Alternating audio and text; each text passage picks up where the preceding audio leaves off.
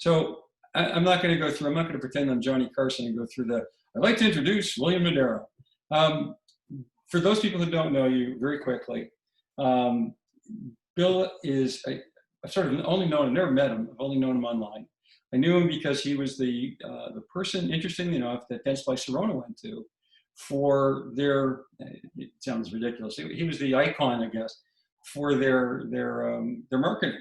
Because he had you were solid, man. You weren't, it was just, this is a guy. It's just like, he doesn't come across, there's no artifice, there's no nothing.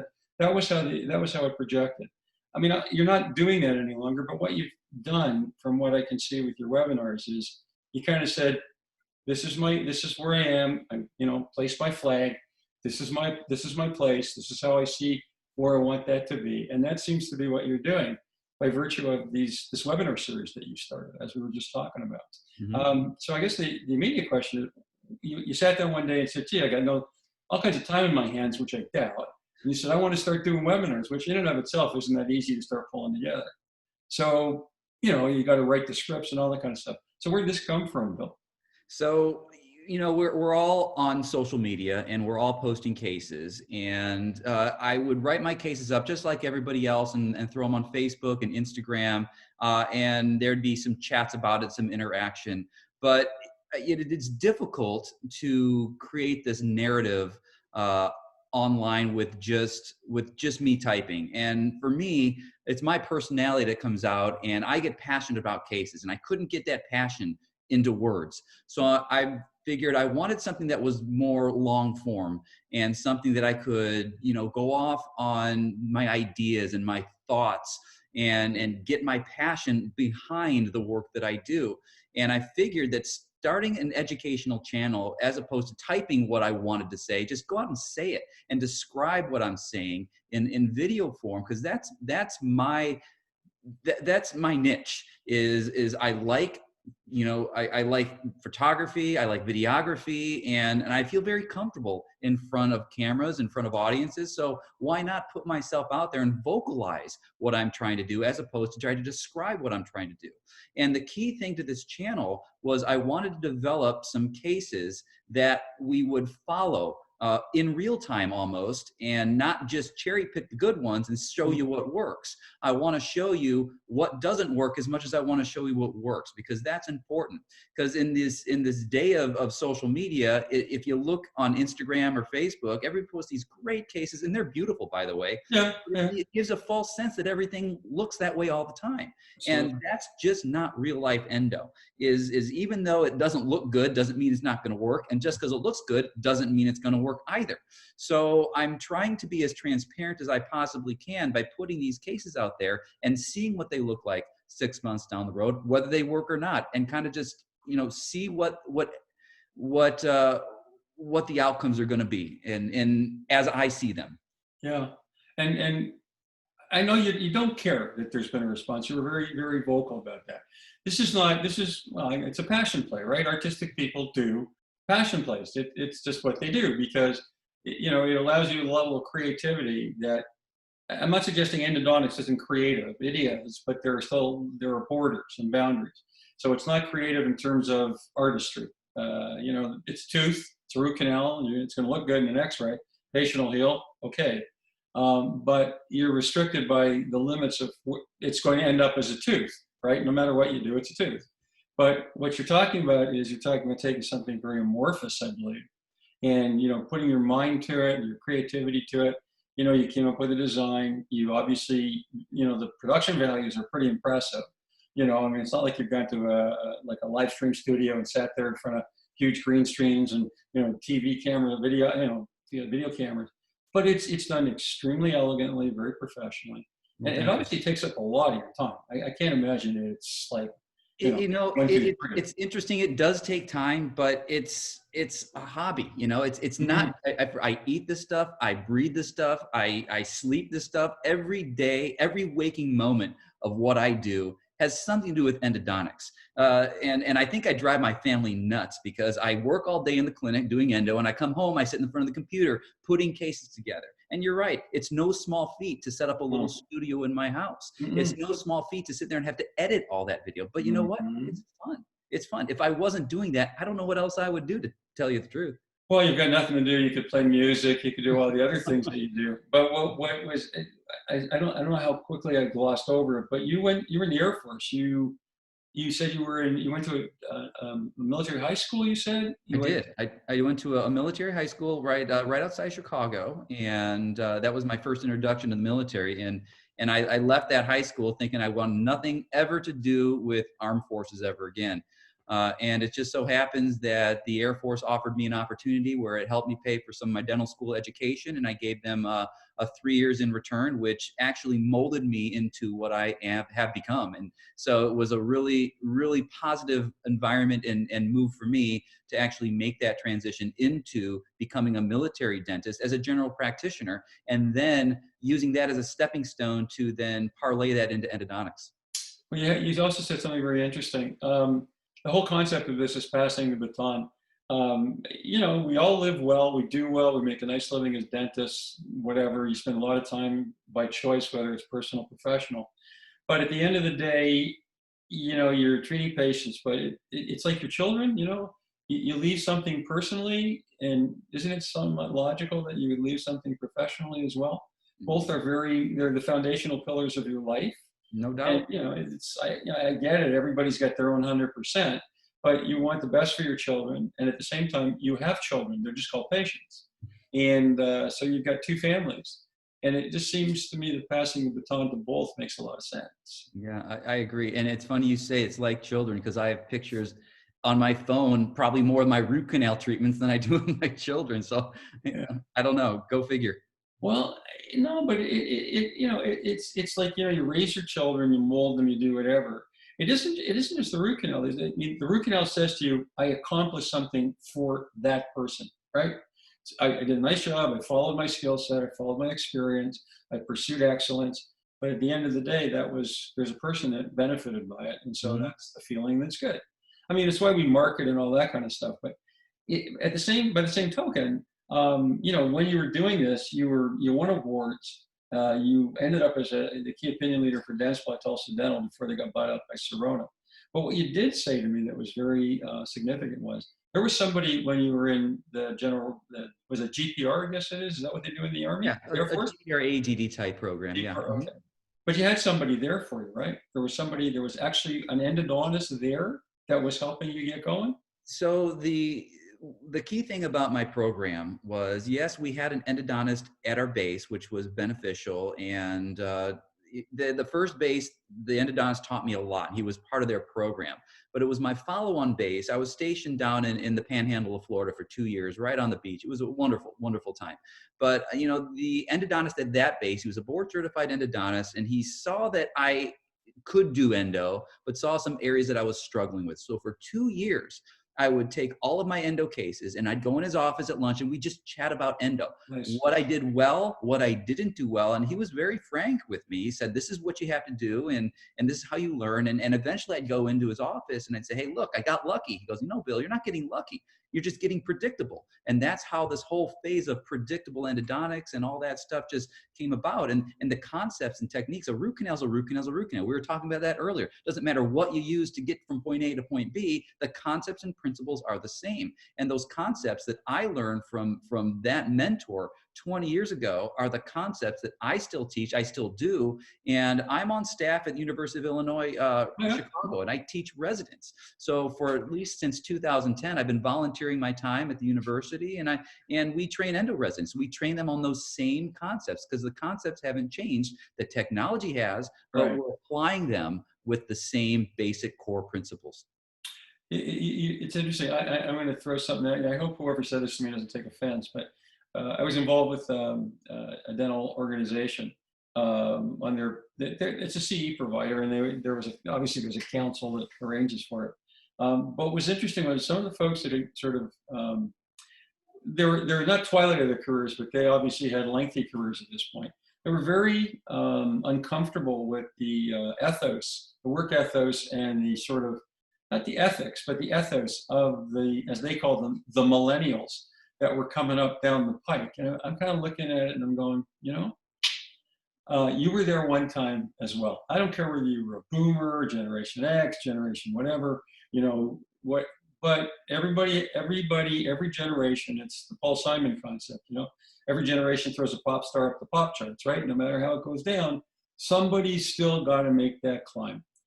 But what I found interesting was there was almost not a dismissiveness. It had an edge to it about, well, these millennials, they this, they that. So you're already a step behind in terms of trying to mentor somebody. There's an inability to communicate. So the point that I was trying to make is that we ultimately, they were doing it by teleconferencing. And I finally said, guys, what are we doing? Zoom, it's here.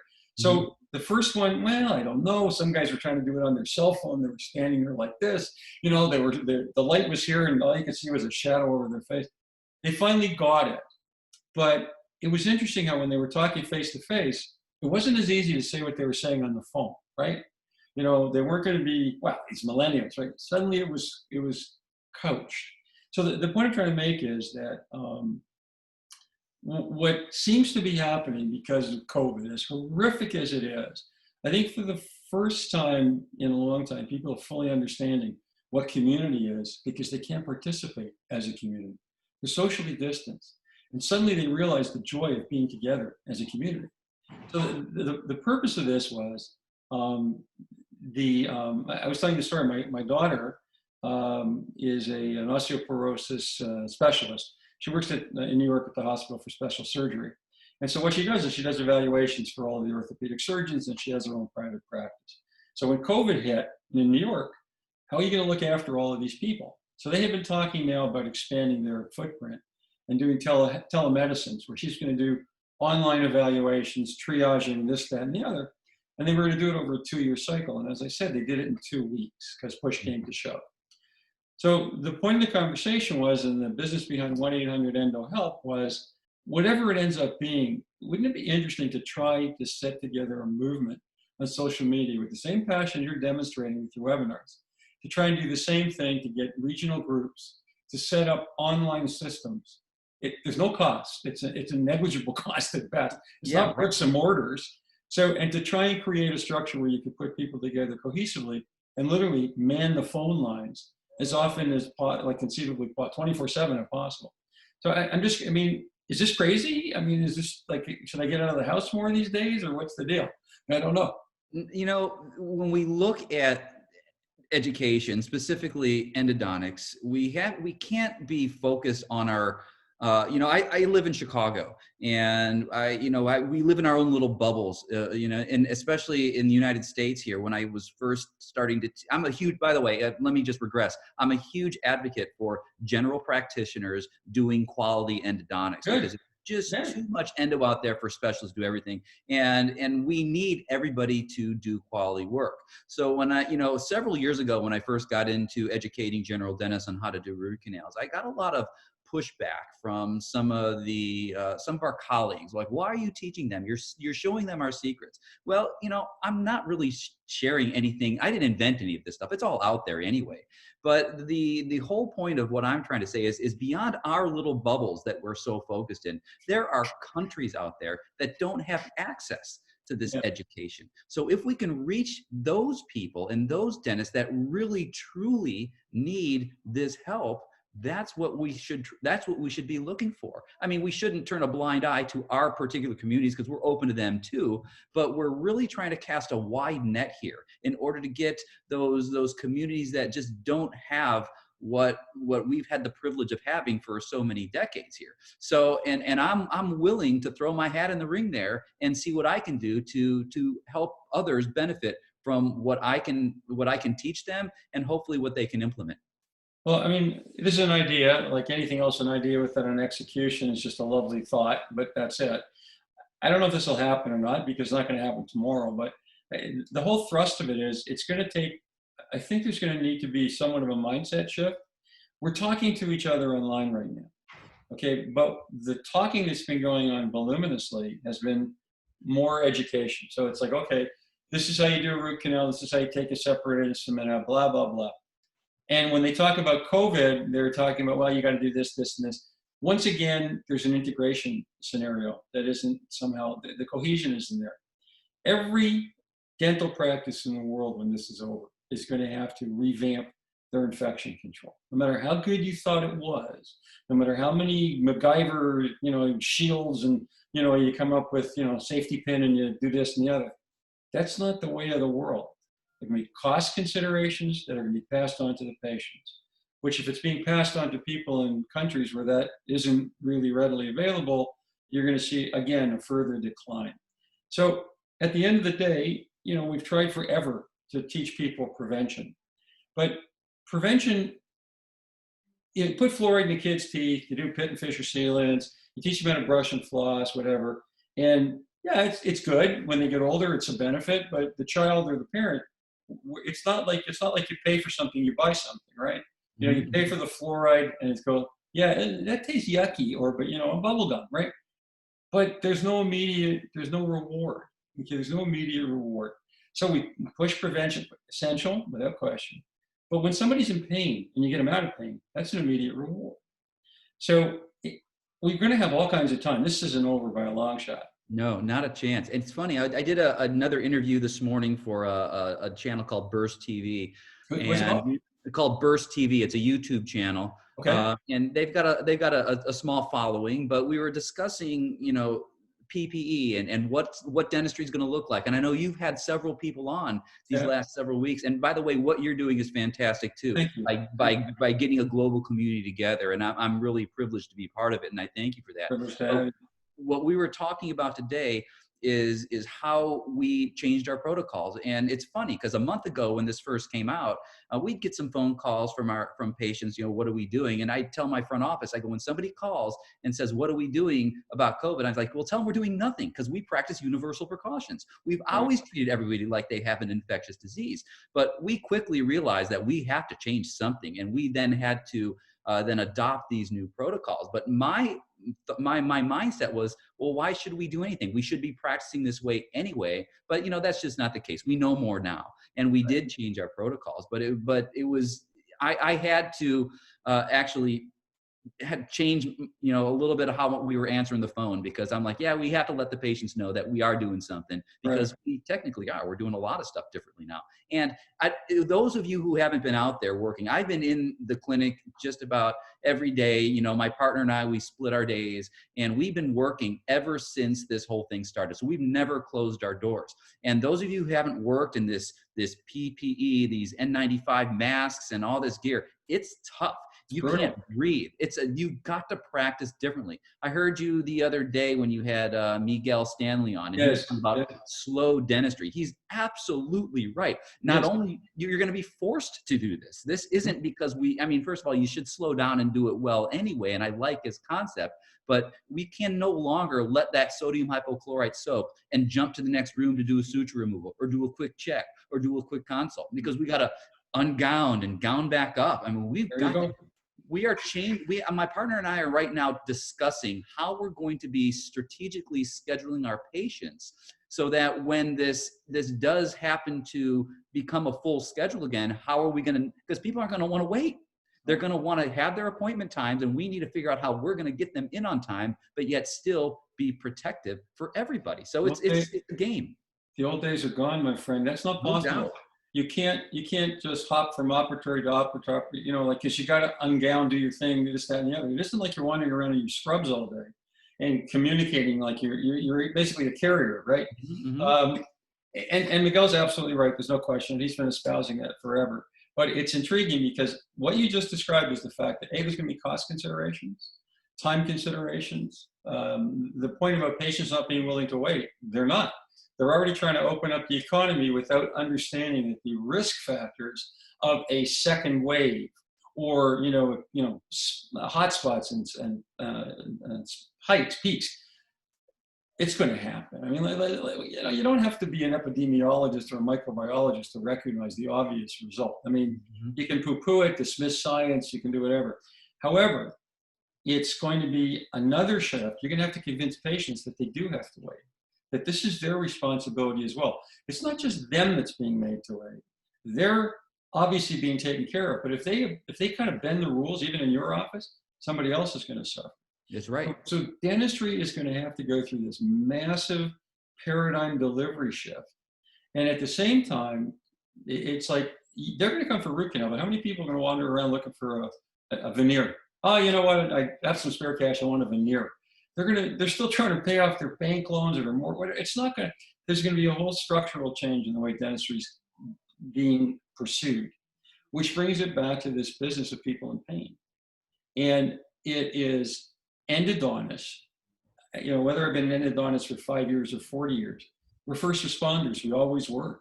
You know, we weren't treating virgin teeth. I mean, maybe in the golden era, you know, you got lucky, you had, you know, class 3, it got a little too deep. You did the root canal in a pulp that was as big as this, right? It's not the case anymore. Mm. And You know, also what's interesting too is, you know, the ADA and everybody's got these guidelines of what they qualify as a true dental emergency. Well, these little pulpitises that I kept kicking the can down the road a month ago, well, guess what they turned into today or tomorrow or next month? Right. So we're also trying to strategically figure out, well, what really truly qualifies now as an emergency? Because I would rather see somebody in a 3 out of 10 pain and have the treatment go easier for myself and the patient than wait till it becomes a 10 out of 10 pain, have difficulty with anesthesia, have swelling out to here. So, you know, this is going to go on at least in our area, probably through June. So maybe we should be seeing that person with that little bit of bite sensitivity now so it doesn't blow up into something major later on. So we don't know. We're struggling with this definition as we speak right now. In fact, I've got a call with my partner tomorrow to discuss what are we going to really classify as an emergency? Because when we first started, it was you got to be swollen, you've got to have rapid swelling, 10 out of 10 pain, you've got to be bleeding out of control, or else just, you know, I'll push you off to April 9th. Well, April 9th is come and gone. And here we are still, you know, kicking that can down the road. There's only so many antibiotics I can give someone. There's only so much methylprednisone I can give someone before we have to act. And we're having to act, and that's what we're seeing. Well, again, to keep sort of waltzing back to this, that was the idea. I don't know if it'll gestate. I don't know if it can, or just maybe it was just something to do with filling the time. But from what you just described, that's a worldwide need. That is in Chicago. That's everywhere because it's the same biologic standard. So if we can spend the time talking to each other about technique, then we theoretically could take the same energy and project it outwards and look to make sure that patients are taken care of, so that there could almost be, I don't want to call it a movement because that sort of makes it sound very airy-fairy, but given what we're doing right now, with the time that people are spending online, it's the first time dentists have ever literally met collegially around the world all day long, okay? You know, it's not like you go, once a year we go to the AAE, we throw back a couple of beers with our, you know, classmates, we sit in a couple of things, we missed that, you know, oh yeah, I'm late for that lecture, I can't do it. But this is different. This is by choice. You have the opportunity 24/7 to participate. So you can either bring in or you can push out. And wouldn't it be amazing if, in addition to all of these wonderful conferences and learning techniques and technology, if we could conceivably work at, like you did, and that was the thing I kept forgetting to add. I had Mladenov Milos on, very well known to implantologists and restorative dentists, because he basically he started out as a laboratory specialist. But I had a friend who was a photographer, and now he's like the Henri Cartier-Bresson of photography. I mean, he's, you know, Alfred Eisenstadt, Ansel Adams, whatever, Henry Steichen. He's like, he's taking Keynote and an iPhone and turns it into an art form. Like he's the Steven Spielberg of an iPhone. But his point was very well taken, for example. If we did nothing more as a group than help our dental group explain what you were just trying to do in your practice. You can explain to a patient what you're doing, you know. Do they know what an N95 mask is? Who knows? They may have seen a picture. Does it mean anything? So he's got a little thing where he shows you how to use an iPhone to create these compelling videos that, instead of putting up, you know, before and after, he shows you what the infection control in your office is. It seems a shame to do this individually. You know, I know that's how dentists are. We're insular. We stay in our little boxes. And, you know, we go to a study club occasionally, and, you know, if we lecture this, that, and the other. But this is a time when, if we really embrace community, truly embrace community, you're not giving anything away. It's free. You know, it's the internet. It's, you know, you're not paying for it. You're $12 a month for an internet provider, and a computer. But wouldn't it be amazing if groups, nuclei, could begin to sort of evolve and prepare colleagues and for what's going to happen to the patients when this is over and they got to start coming back in the door. Because as you said, there is no definition for emergency. There really is no specific protocol that's sort of universal for doing emergencies. I mean, other than throwing antibiotics at a vital pulp, you know, which is like, you know, and it's still done, right? So, I mean, what are your thoughts? Like, is this is possible? I think it's possible, you know, but, you know, just here's another thing that I foresee too, which I don't think anybody's really mentioned is people are going to go back into their clinics after 1 month, 2 months, 3 months, not seeing patients, and they're going to have to jump in and start doing these complex, delicate procedures, and they're out of practice. I mean, sometimes I'll take a week off and go on vacation. I come back and I'm like just really kind of lagging because I just spent a week, you know, doing something other than dentistry, and I come back, I'm like, oh, you know, you feel like you lost a little bit of your chops until you get rolling again. Now, what's 2 or 3 months going to do to someone? And they have to jump in and do a root canal. So yeah, I think we need to start discussing these concepts, these little techniques that, you know, another thing we can do is if people do have the time, you know, practice, get some extracted teeth. You don't have to be seeing patients, but keep your chops. Yeah, keep your chops. That's interesting. I'm a drummer, and I know if I don't drum, I lose my chops, you know, and that's the same thing. So if you get that, you got to practice. You always got to practice. So fortunately, I've been able to go into my clinic this last month, so I'm not going to be losing any of that. And it's like riding a bike. It'll come back to you right away. But at the same time, it's going to be those first few days after a month or 2 or 3 of doing nothing that you're going to get shocked with the amount of people that are going to probably start reaching out to you that are in need. And now you got to do these delicate, intricate procedures that you haven't done in 3 months. It's going to be tricky. Well, it's interesting that you say that, because if you really break this down, if you just look at if the technical part of this is just simply mechanical, it's ignoring the obvious humanistic periphery, which is patients who are coming in, who are stressed anyway, coming in pain or whatever. Now they've had 3 or 4 months with no income. You know, their kids are out of school. They, you know, they basically have been on top of each other for 3 or 4 months. They're obviously stressed and anxious. Now they're going to come into a dental office and deal with pain. You're going to be dealing with a different level of emotion in your patients. I believe.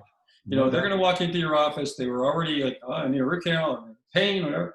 And all of a sudden, that's going to go from this to this, simply because they're already reacting like that. You know, people are very friendly. I live in a small area. We're retired. Our kids are in the United States, but for some reason we ended up living in an area with got a lot of young kids.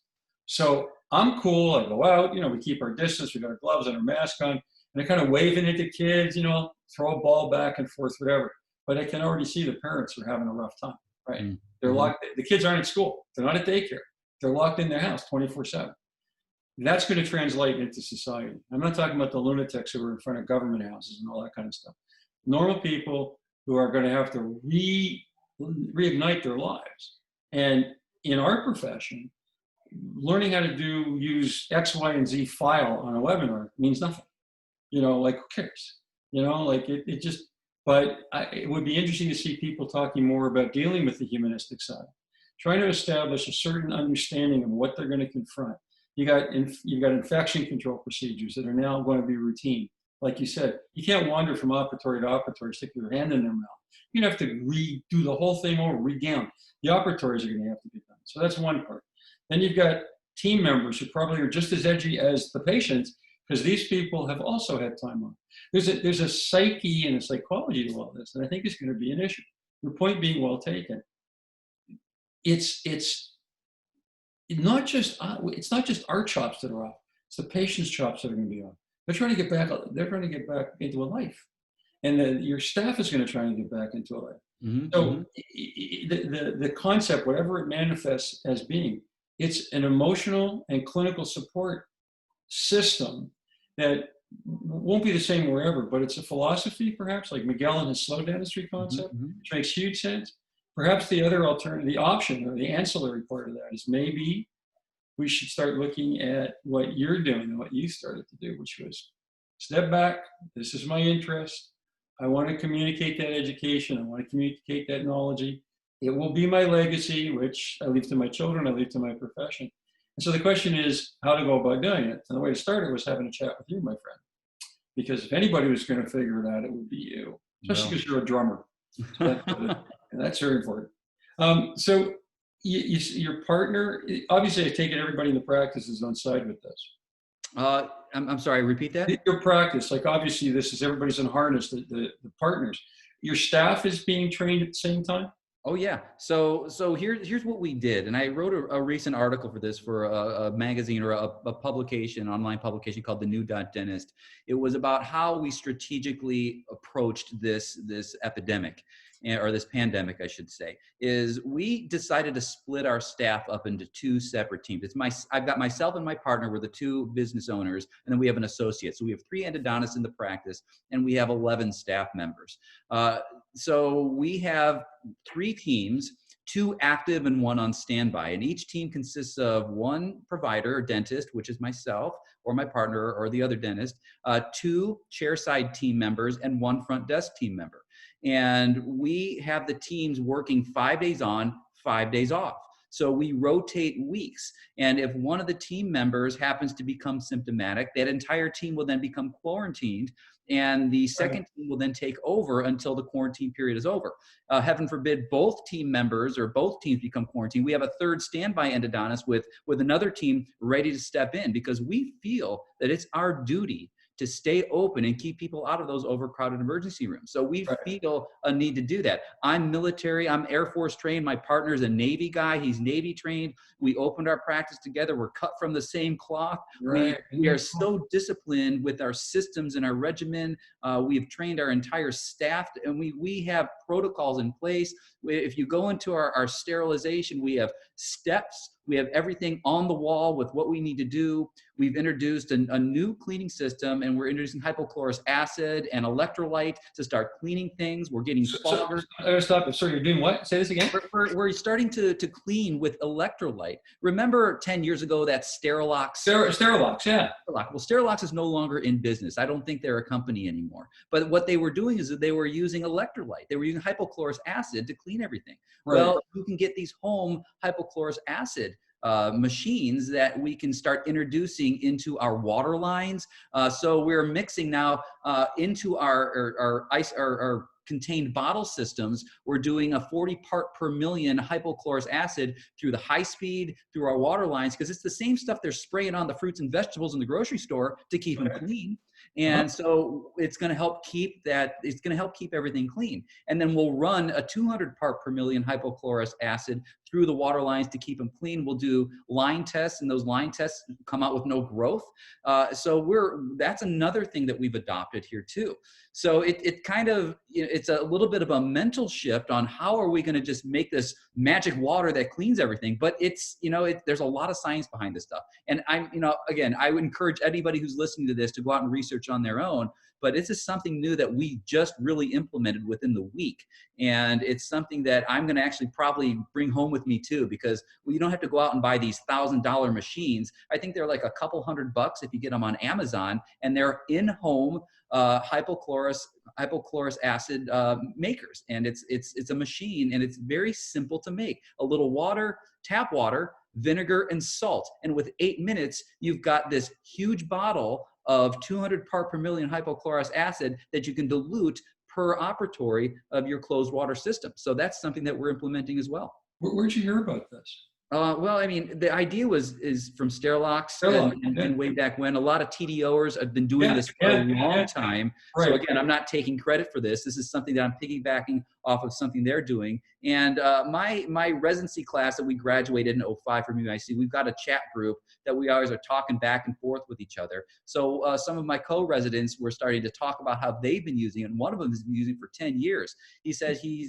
hasn't had any growth in his water lines in 10 years by using this electrolyte or this electrolyte system, and it works really well. So we're really looking forward to doing this. Are you gonna do it? Have you done a webinar on it, or are you going to do one? No, I haven't. I mean, we just implemented it this week. It's something that I'm documenting very well here, because I'd like to actually present that as one of these videos, because I think it's really important. It's cheap, and it's more effective than bleach, believe it or not. And when you think about it, I'm wondering why I can't irrigate a root canal system with this stuff. But that was what Gary Carr tried to do. But he ran into the usual nonsense. Well, it's off-label. right? That was the big push, off label. off-label. But you know what? I do a lot of stuff off label, and Yeah, I'm okay exactly. with that. You know, I mean, if it works, it works, and I'm okay with sticking my neck out there a little bit to see if something works. It's FDA approved. It's edible. If you're using it in 40 part per million, you're not hurting anybody by doing it. So it's something that I'm maybe we're lighting a fire under this idea that's been out there for decades, but maybe now it's more relevant with the current conditions that we're in. Does this fall into the sort of the purview of what Costerton and all these folks were doing? Is this consistent with his biofilm protocols? Is it? I know because that was where the push with the Sterilox started. Does this demonstrate the same efficacy in terms of bioload? I don't have the answer to that. We've been doing a lot of research on that, but I haven't come across anything like that. All I come across is the fact that it kills bacteria, it kills viruses, and it's more effective than bleach. And it doesn't stain your clothes. You can spray it everywhere. You don't get white spots all over everything. It's new to me, so I can't claim that I'm an expert at it, but it's one of these things that we made an adjustment in our protocol in response to the current conditions. Well, I think everybody. Well, again, 1-800-ENDO-HELP. I mean, you just provided the opportunity for people to do something miraculous. I mean, yeah, okay, it's going to need research and stuff, but I mean, Sterilox made sense when Gary brought it out. I mean, Yeah, he it did. a lot of pushback. I think it was. I'm not going to mention the company, but it was a very big company who sold the unit, right? But awful, because there's liabilities and whatnot. Mm-hmm. So it basically fell by the wayside. They're not going to support a unit that they can't sell for a non-dedicated purpose, and that was it. Game over. So that's interesting because again, this is the type of thing. I hope there's a few people listening. I'm going to archive this because that in and of itself is cool, and it's going to be interesting to see where you go with it, and certainly to hear the webinar on it. And as an aside, I was with John McSpadden in his home in Tennessee. I'm guessing now, I don't know, 3-4 years ago. And John's a genius. He's got like 35 patents or something. He's the most brilliant man I've ever. He's just brilliant. He's a scary brilliant. And he's actually come up with a substance. And again, don't quote me. It's not that I can't say it. He didn't ask me to sign an NDA. I know for a fact that one of the bigger dental companies right now is looking at bringing it to market for him. It was invented at the Oak Ridges Labs in, I guess that's in Tennessee, right? And it's a similar thing. You can drink it. But its ability to knock out bacteria in terms of what's going on, I don't know about virology and such, but John looked at this as kind of his legacy phase, where this was going to be an irrigant, and its effectiveness was incredible. The studies, it's not like he just said, cute thing, we'll send it off the market. That's not his style. But it's interesting that you just said that because it would seem that with what Keishan is doing with chitosan nanoparticles, what you just described, with what I'm hoping John will have to market sometime, as soon as this big company was able to start doing things again. It's as if endodontics was undergoing yet another radical shift. Mm-hmm. Positive treatment outcome percentages be damned. They're always, microscopes don't make a difference, supposedly, right? But it's interesting that you did that because ultimately that needs to be the direction of thought. Because not everybody can spring for GentleWave. Let's be honest, right? That's system. Very true. And you know what? It's a great adjunct to my treatment, but not everybody's access to it, and it's technique sensitive. Yeah. So you're right, but wouldn't it be interesting if GentleWave could put hypochlorous acid into their irrigation system? I don't know. That'd be amazing. I don't know. Well, if they're out there listening, maybe they're going to look into it. I don't know. You just lost the IP on that one, buddy. I'm okay with that. I know you are. I know you are. Listen, I'm going to let you go because I have to get up. Well, I've got a talk tomorrow morning with a fellow in London at 10 o'clock, Paul Tipton, who is he's another. The fun part of this is meeting these people who are forces of nature. It's like they're scary smart. They are the most prodigiously productive people that it's like, how are you doing all this in 24 hours a day? It's like I have enough trouble getting dressed and getting out of the house in under an hour and a half. But it's like, it's been amazing. So look, whether this happens or not, you just raised a very interesting, balloon just went up in the air, hypochlorous acid. And no help. You're having problems, you need disinfection. There's a whole protocol that needs to be done. Maybe this is as easy as pie. Maybe you just say, look, Okay, put this out there. We'll do talks. I don't want to know about bioceramic sealer. I want to know how to keep my office sterile. I want to know how to make sure the patients are out of pain. You keep playing with it. But anyway, if I could shake your hand, I would, but I have to do this, right? Virtual shake. Yep, Listen, I'll take it. I'm so glad that I had the opportunity to finally actually talk to you. I granted it's like through a monitor, but this was a treat, and we'll do this again. And I would love to meet you in person when all this is over. It'll In the happen. meantime, do what you're doing, man. That's so cool. Well, I want to again appreciate, thank you, and show my appreciation for being part of your program and reaching out to your specific audience. So thank you again for the opportunity. And I do look at this as an opportunity, Ken, regardless of what you say. This is an opportunity for me, and I appreciate it. So maybe this will stick. So if anybody out there listening has questions or radiographs they want to send in, so we have some content, we'll get out there and we'll talk off the cuff. We may not have all the answers, but I can offer maybe a different perspective. So I'm happy to help. I jumped too quickly because I was looking at my clock. The point of all this is that this is going to get posted, okay? You've just addressed hypochlorous acid. So, put the blurb up in advance. So the way this theoretically could gestate is start asking questions. Worst case scenario, I can go to Wix or something and put up a web page. Like, it's no biggie. You just have a landing page so people want to ask questions. They post. It's like a board, like a bulletin board. Right? You post your question. Yes, if you want real-time response, well, that's a whole other ballgame. But if it's just questions you want to ask and you want to gestate something, then maybe that is what a 1-800-ENDO-HELP becomes. Who knows? But that's where we're going to give it a shot.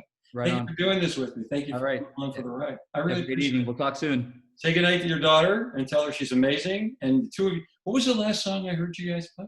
Oh, it's been a while. Wait, but by the way, by the end of this whole quarantine thing, we're going to be releasing a couple new songs, and that's on another YouTube channel that I don't keep that up all that often. But it's a fun hobby that we enjoy. With your daughter. That's the best of the best, right? Isn't that fun? Take care, my friend. You be good. Have a good night, and take care. I'll speak to you later. All right, cheers. Well, thanks. Bye-bye.